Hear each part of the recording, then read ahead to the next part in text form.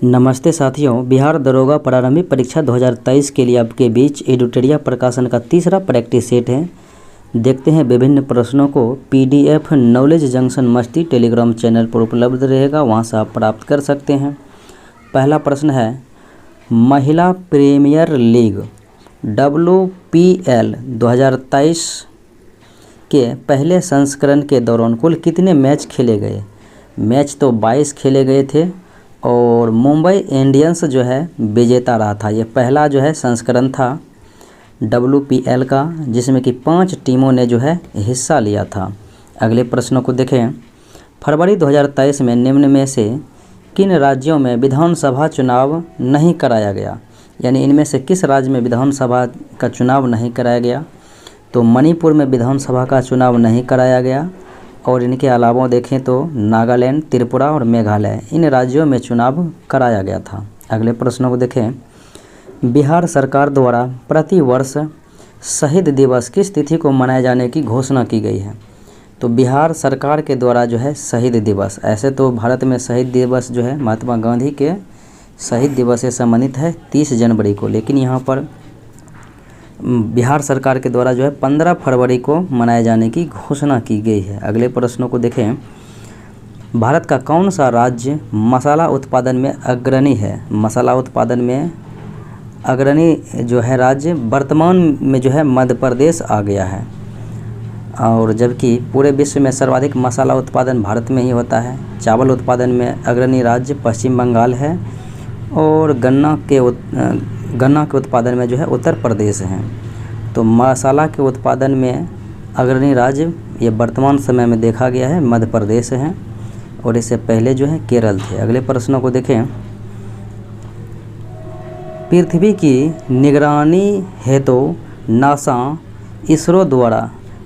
और इसरो द्वारा संयुक्त रूप से निसार का प्रक्षेपण कब तक किया जाएगा? 2024 ईस्वी तक जो है निसार का प्रक्षेपण किया जाएगा नासा और इसरो के सहयोग से। अगले प्रश्नों को देखें। श्री अन्न सम्मेलन वैश्विक मिलेट्स का आयोजन कहाँ किया गया है? तो श्री अन्न सम्मेलन का आयोजन जो है नई दिल्ली में किया गया है। और इनके उद्घाटन की बात करेंगे तो उद्घाटनकर्ता जो है नरेंद्र मोदी माननीय प्रधानमंत्री थे।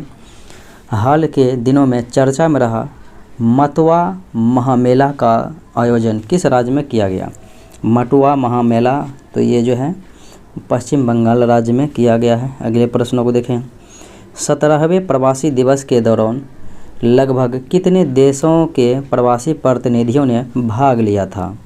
बता दें कि ये 2023 में हुआ था, 9 जनवरी को होता है प्रवासी दिवस, और इंदौर में हुआ था। मुख्य अतिथि और ये जो है गुयाना के राष्ट्रपति थे मोहम्मद इरफान अली। 70 देशों के प्रतिनिधियों ने जो है इनमें भाग लिया था। अगले प्रश्नों को देखें।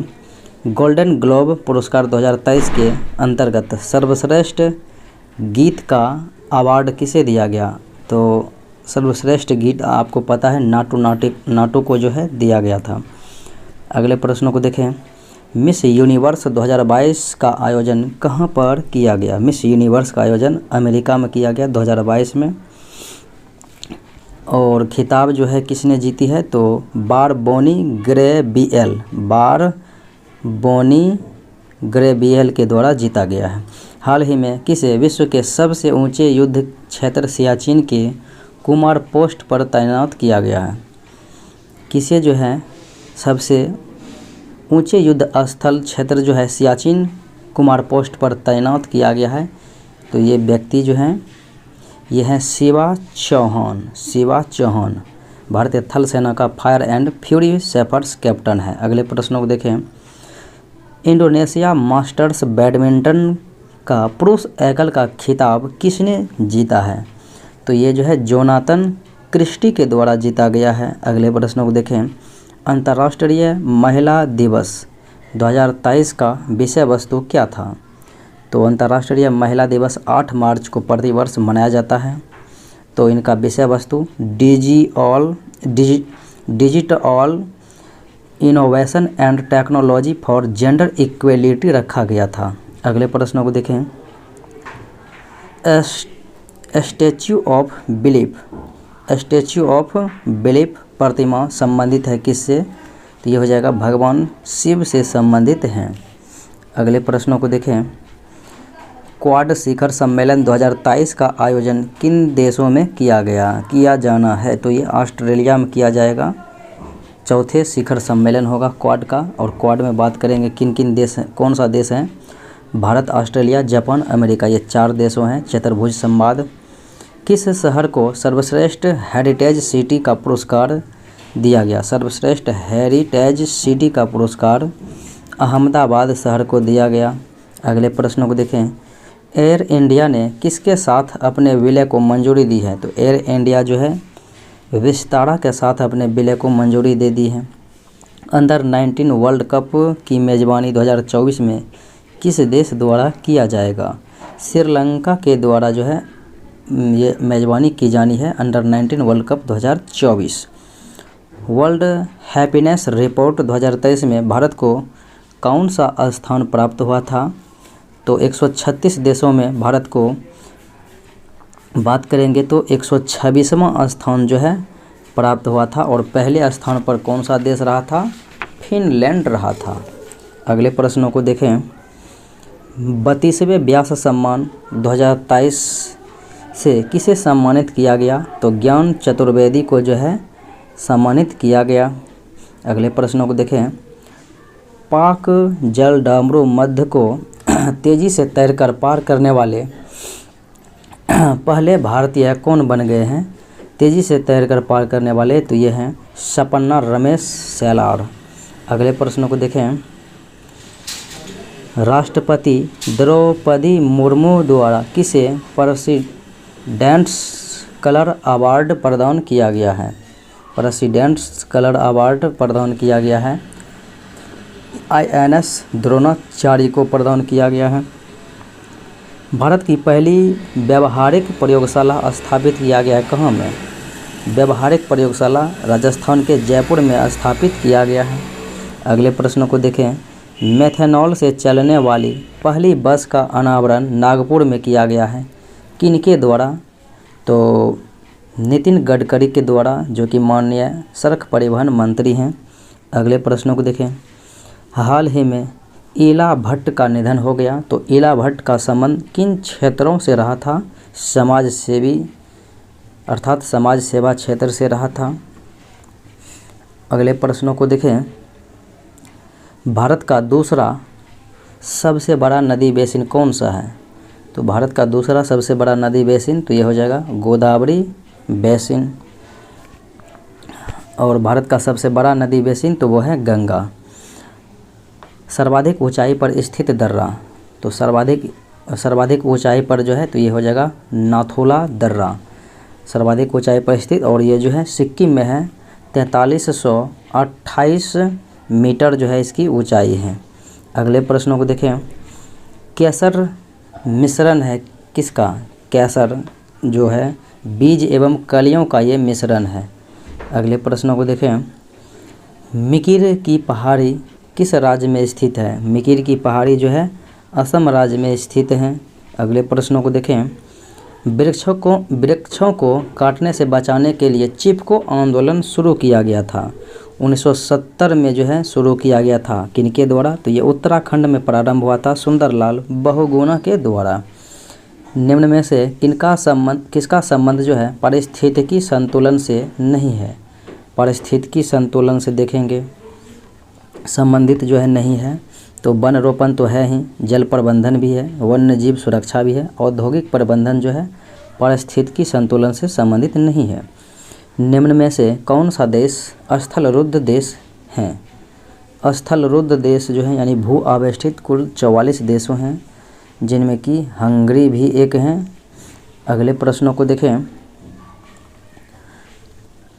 वनस्पति जलवायु का सही सूचक है, यह किसका कथन है? वनस्पति जो है जलवायु का सही सूचक है, यह थॉर्नटवेट के द्वारा कहा गया है, तो इसलिए राइट आंसर सी हो जाएगा।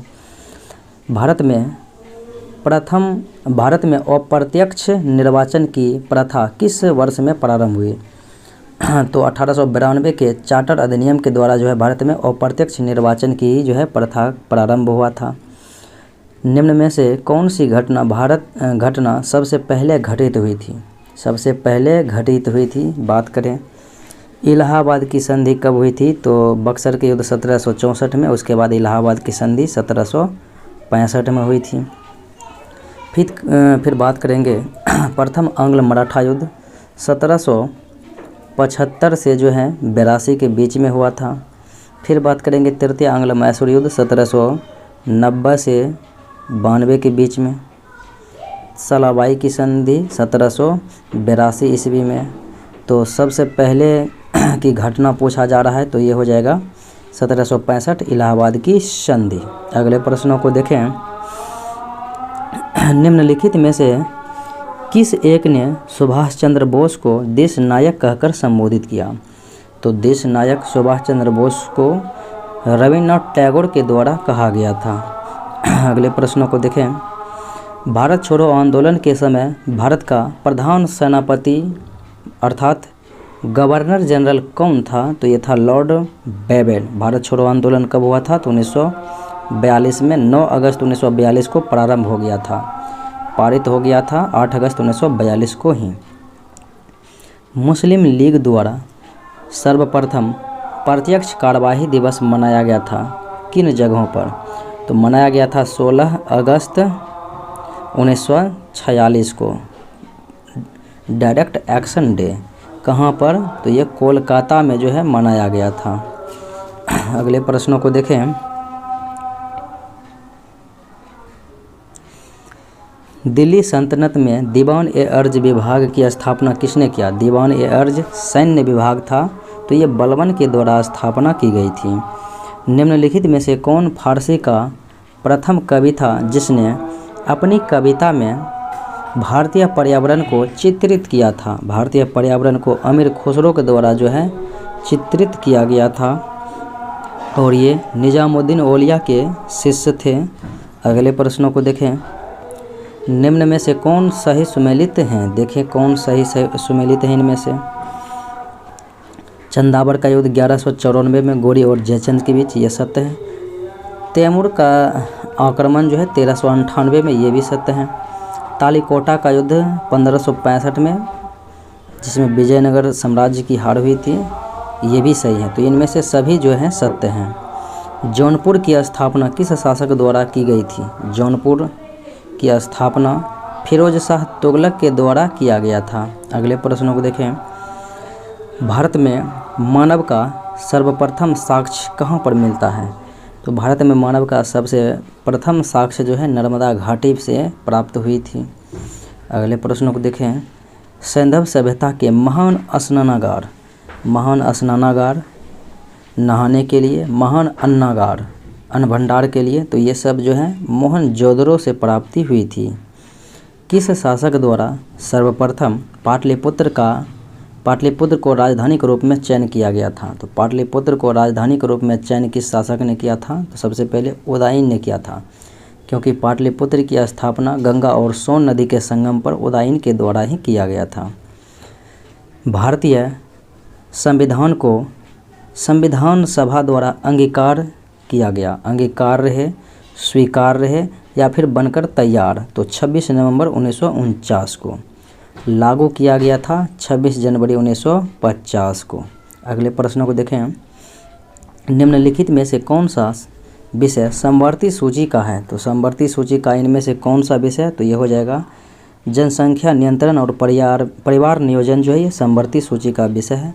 बाकी पुलिस और लोक स्वास्थ्य ये राज्य सूची का विषय है। अगले प्रश्नों को देखें।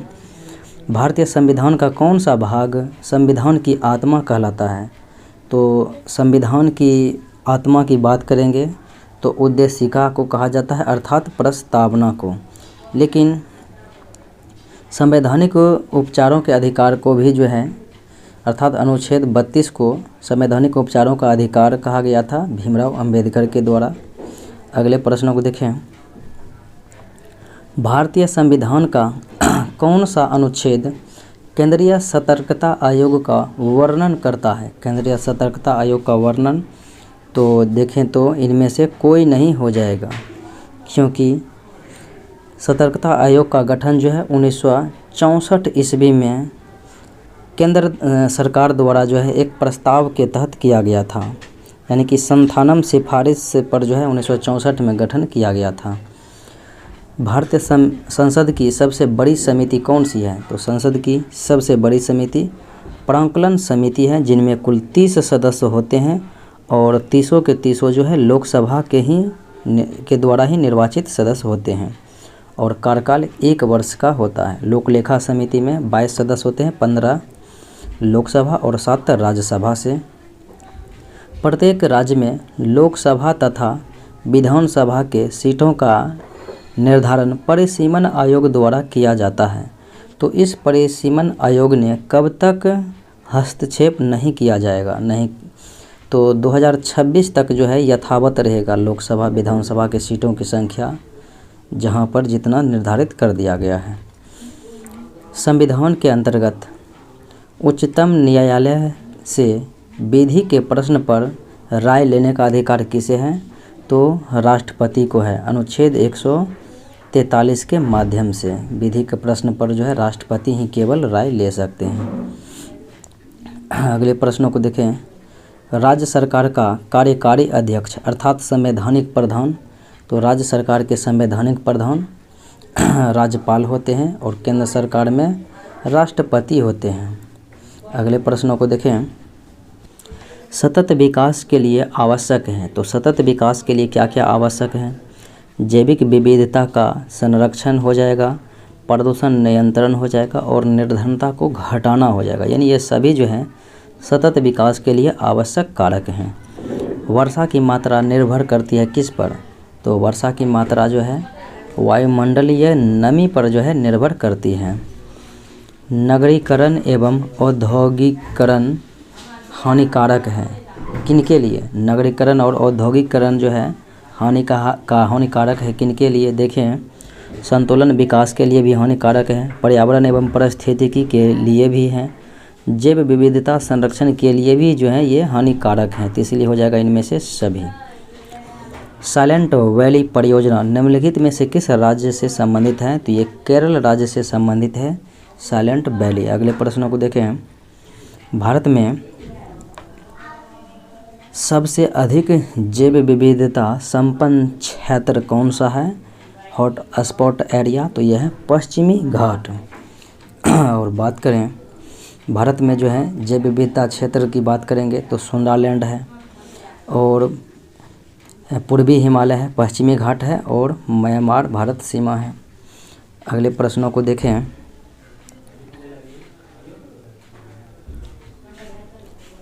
इलेक्ट्रा गोल्ड कप किस खेल से संबंधित है? इलेक्ट्रा गोल्ड कप, तो ये जो है टेबल टेनिस से संबंधित है। बाकी मुखर्जी कप और संतोष ट्रॉफी, फीफा कप, ये फुटबॉल से संबंधित है। राधा मोहन पोलो से संबंधित है। अगले प्रश्नों को देखें। निम्नलिखित में से कौन सा देश सार्क का सदस्य नहीं है? सार्क की स्थापना जो है दिसंबर 1985 में हुई थी। 1985 में हुई थी सार्क की स्थापना और मुख्यालय जो है काठमांडू नेपाल में है, जिनमें कि 8 सदस्य देश हैं। 8 सदस्य में बात करेंगे तो भारत, पाकिस्तान, बांग्लादेश, नेपाल, भूटान, श्रीलंका, मालदीव और अफगानिस्तान है। तो म्यांमार जो है इनमें सम्मिलित नहीं है 8 देशों में से, तो इसीलिए राइट आंसर सी हो जाएगा म्यांमार, जो कि गलत है। अगले प्रश्नों को देखें। वह रेखा जो धूप के समान अवधि वाले स्थानों को मिलाते हुए खींचा जाता है, तो धूप के समान तो उसे हम आइसोहेल कहते हैं, समधूप रेखा। और समताप रेखा को आइसोथर्म कहते हैं और समदाब रेखा को आइसोबार कहते हैं। और सम गहरी रेखा रहेगा तो आइसो बात कहेंगे। और उसके बाद देखें तो सम लवण रेखा को आइसो हेलाइन कहते हैं। अगले प्रश्नों को देखें। इनमें से कौन सा लोक नृत्य जो है छत्तीसगढ़ राज्य का है? तो छत्तीसगढ़ का पांडवानी, नवारानी और डागला। और लाहो बांग्ला मेघालय का है। छपेली, महाथो, डांगी तो ये हिमाचल प्रदेश का है। फिर बात करेंगे रासलीला नौटंकी कजरी, तो ये हो जाएगा उत्तर प्रदेश का। अगले प्रश्नों को देखें। अंतर्राष्ट्रीय खेल दिवस कब मनाया जाता है? तो 6 अप्रैल को मनाया जाता है अंतर्राष्ट्रीय खेल दिवस। 29 अगस्त को राष्ट्रीय खेल दिवस मनाया जाता है। हॉकी के जादूगर मेजर ध्यानचंद्र के जन्मदिन से संबंधित है। 21 सितंबर को विश्व शांति दिवस। 11 दिसंबर को विश्व पर्वत दिवस मनाया जाता है। अगले प्रश्नों को देखें। संगीत नाटक अकादमी की स्थापना कब हुई थी? संगीत नाटक अकादमी की स्थापना 1953 ईस्वी में हुई थी। और बात करें ललित कला अकादमी 1954 में। साहित्य अकादमी की भी स्थापना 1954 में ही हुई थी। अगले प्रश्नों को देखें। असम राइफल्स का मुख्यालय कहाँ स्थित है? ये जो है असम राइफल्स का मुख्यालय जो है ये है शिलोंग में, जो कि मेघालय की राजधानी है शिलोंग। स्थापना की बात करेंगे तो 1835 ईस्वी में हुई थी, जिन्हें पूर्वोत्तर भारत का प्रहरी और पर्वतीय लोगों का मित्र कहा जाता है। एम्पीयर सेकंड जो है किसकी इकाई है? तो आवेश का इकाई हो जाएगा एम्पीयर सेकंड। अगले प्रश्नों को देखें। मानव शरीर के कौन से 2 मुख्य अंगों में काफ़ी मात्रा में चुंबकीय क्षेत्र उत्पन्न होता है? 2 अंग जो कि काफ़ी चुंबकीय क्षेत्र उत्पन्न होता है, एक तो हृदय हो जाएगा, दूसरा मस्तिष्क हो जाएगा। अगले प्रश्नों को देखें। प्रत्यावर्ती धारा का आविष्कार किस वैज्ञानिक द्वारा किया गया? तो प्रत्यावर्ती धारा का आविष्कार जो है तो ये हो जाएगा निकोला टेस्ला के द्वारा किया गया था, निकोला टेस्ला के द्वारा।